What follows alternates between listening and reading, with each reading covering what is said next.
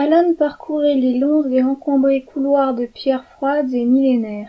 Soudain, il trébucha et s'aplatit de tout son long. Toutes les têtes se tournèrent d'un même mouvement, et de dizaines de gorges s'élevèrent des rires gras et méprisants. Alan avait les larmes aux yeux.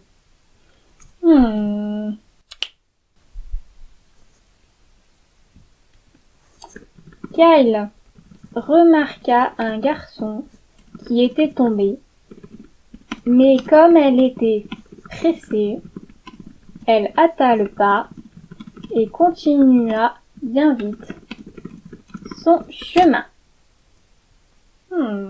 Ouais.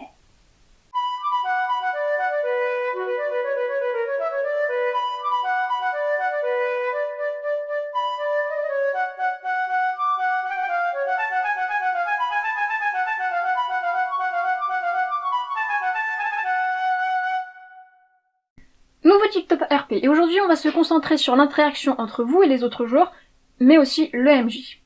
Savoir interagir avec les autres, c'est-à-dire savoir rebondir sur les posts des autres, leur écrit si vous préférez, c'est très important dans la mesure où déjà c'est une question de respect, vous n'êtes pas seul à jouer, c'est juste grossier de votre part d'ignorer les autres, mais surtout le risque c'est que à force, on tourne en rond, au mieux, ou au pire que l'histoire tourne court.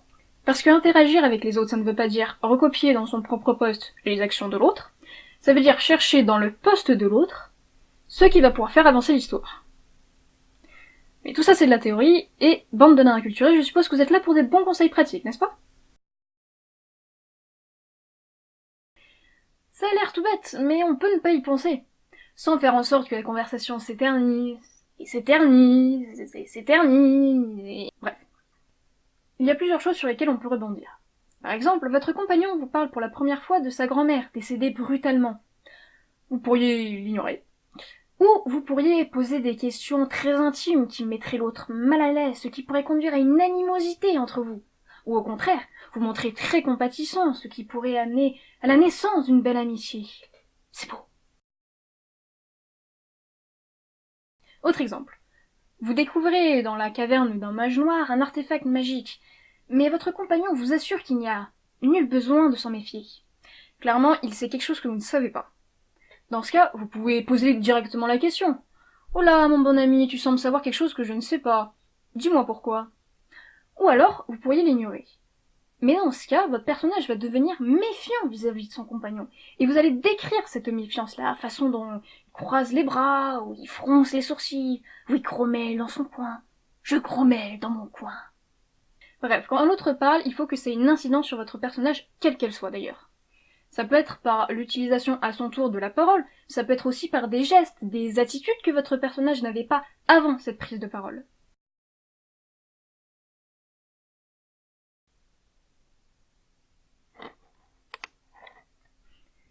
Comment réagir aux gestes de l'autre? Ça paraît évident. L'autre vous met un coup de poing, vous sortez la hache. Mais ça peut être une situation de voyage où l'un comme l'autre vous ne faites pas grand-chose qui fasse avancer l'histoire, à part de vous mener à votre destination. Dans ce cas, il va falloir faire attention aux petits gestes, aux gestes du quotidien, au toc. Par exemple, l'autre décrit comment, sans problème, il est arrivé à faire un repas succulent avec du gibier pourtant un petit peu dépassé de date. Eh bien, votre personnage s'en étonne, et il l'interroge sur cette capacité qui lui vient en fait de sa grand-mère décédée brutalement. Cela peut donc être l'occasion d'entamer une conversation, ou pour votre personnage d'apprendre quelque chose de nouveau. Car oui, savoir faire un rôti, ça peut vous sauver la vie. Autre exemple où vous êtes déjà dans une conversation. Vous êtes en train de parler de votre destination, qui est quand même un petit peu loin, et vous remarquez que votre compagnon ne cesse de se gratter le bras depuis tout à l'heure. Vous vous rappelez qu'il ne faisait pas ce geste avant. Clairement, il est en train de vous mentir. Votre personnage se gratte la barbe, pensif, signe de votre scepticisme. Dans les cas où vous êtes aussi le maître du jeu de cette aventure, vous pouvez utiliser ces petits gestes pour déclencher un événement.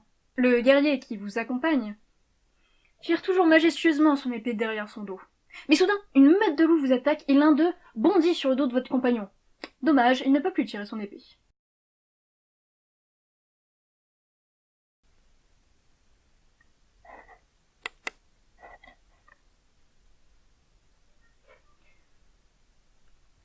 Ou les impromptus lancers de cathédrale. Généralement, dans ce dernier cas, on n'a pas vraiment le choix de savoir si oui ou non on va prendre en compte l'intervention du MJ. Mais il peut arriver des cas où le MJ veut juste vous donner une aventure mineure, du type votre guerrier s'est endormi et pendant son sommeil, un singe a dérobé sa hache sacrée. C'est tout ce que vous savez, ça. Un singe a dérobé sa hache sacrée. Vous pouvez vous en contenter, partir à l'aventure, traquer la bête, etc. Mais vous pouvez aussi choisir de développer le contexte, le pourquoi du comment. Ce singe était-il normal, un singe normal, ou était-ce un singe mutant? A-t-il agi de lui-même, ou est-ce qu'il y a un dresseur derrière lui, ou encore mieux, une divinité vengeresse? Ou alors, est-ce que le vol a été fait discrètement, rapidement? Ou est-ce que le singe étant vraiment très maladroit, il a foutu le boxon dans tout votre campement et vous ne retrouvez plus vos bottes? Dans tous les cas, même si le MJ a tiré au dé votre mésaventure, cela ne doit pas vous empêcher de développer toute l'histoire, tout le contexte qu'il y aura par derrière. Contexte qui en fait pourra vous donner des pistes pour plus tard. À vous, mais aussi au MJ. Vous décidez que le singe a été envoyé par une déesse pas très contente. Conséquence, le MJ vous fait découvrir un temple perdu et une divinité oubliée. Vous décidez que le singe a foutu le bazar dans votre campement et que vous n'allez pas retrouver vos bottes. Mais tant pis. Conséquence, le MJ vous fait marcher sur une plante empoisonnée qui attaque la peau joliment crasseuse de vos pieds. Plante empoisonnée dont le poison ne peut être guéri que par une vieille femme sur une montagne esselée qui prie une déesse du singe. Jouez sur l'atout que vous avez en tant que joueur, l'omniscience. Bon, bien sûr, c'est une omniscience tout à fait relative, puisqu'on ne sait jamais ce que le MJ a derrière la tête. Vous tuez, certes, mais c'est les modalités qui diffèrent. Imaginons que votre compagnon de voyage ait une très belle épée, très précieuse, très rare.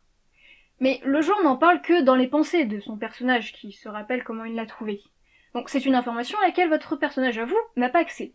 En revanche, vous, en tant que joueur, si. Tentez de repérer dans le texte toutes les allusions à cette épée, par exemple, le fait que votre compagnon pose souvent la main sur le pommeau de son épée en souriant doucement, ou alors que dès qu'il s'assoit, il pose son épée à côté de lui avec beaucoup de précaution. Cela va intriguer votre personnage, qui va s'en enquérir directement, par exemple, ou attendre la nuit pour se faufiler discrètement et voir de quoi il en retourne lui-même. Ou alors, votre compagnon est un demi-elfe, mais qui cache ses origines elfiques. Vous, en tant que joueur ou en tant que maître du jeu, faites en sorte de rencontrer des elfes ou des nains qui sauront sentir ces origines bizarres, mettant votre compagnon dans l'embarras.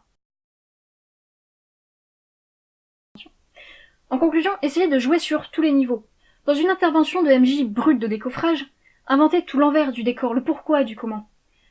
Quand vous êtes avec un ou plusieurs autres joueurs, faites attention à ce qu'ils disent, et à la façon dont votre personnage le comprend, ou ne le comprend pas, ou l'interprète. Faites attention aux gestes, qu'ils soient habituels ou au contraire inhabituels. Et surtout, n'hésitez pas à jouer sur votre omniscience de joueur.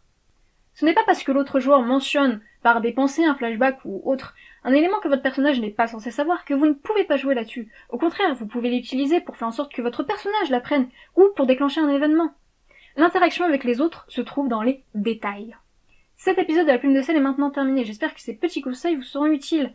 Mais n'oubliez pas que l'interaction va dans les deux sens. Utilisez les détails que vous offrent les autres joueurs, mais n'oubliez pas de leur en offrir à votre tour. Allons mes compagnons, je vous quitte. Si cette vidéo vous a plu, laissez un commentaire ou un pouce bleu, ou partagez-la dans vos coteries. Sur ce, bon vent et bon RP.